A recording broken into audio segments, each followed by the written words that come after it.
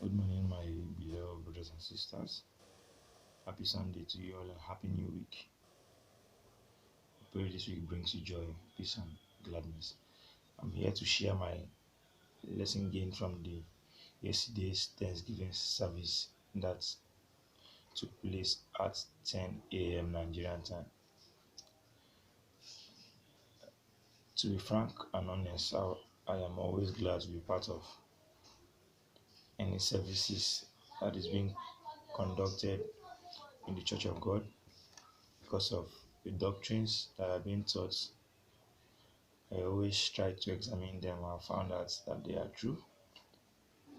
The Thanksgiving service always begins with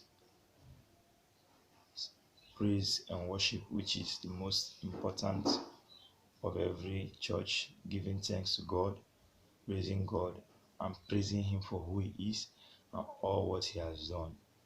It was a lengthy praise and I enjoyed it. To be frank, I enjoyed it.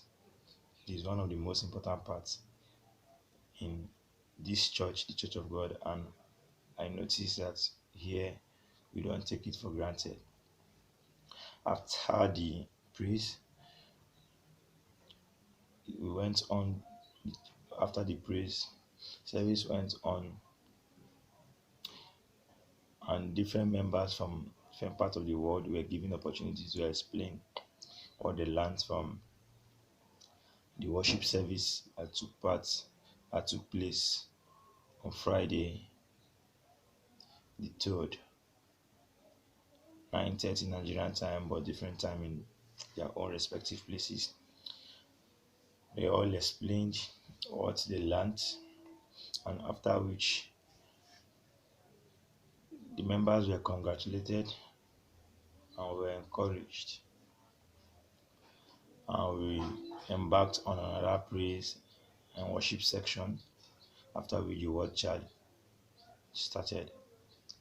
From the word charge, I learned that for us Christians, we have to be watchful and very vigilant of the devices of the devil, that we should not give room to the devil.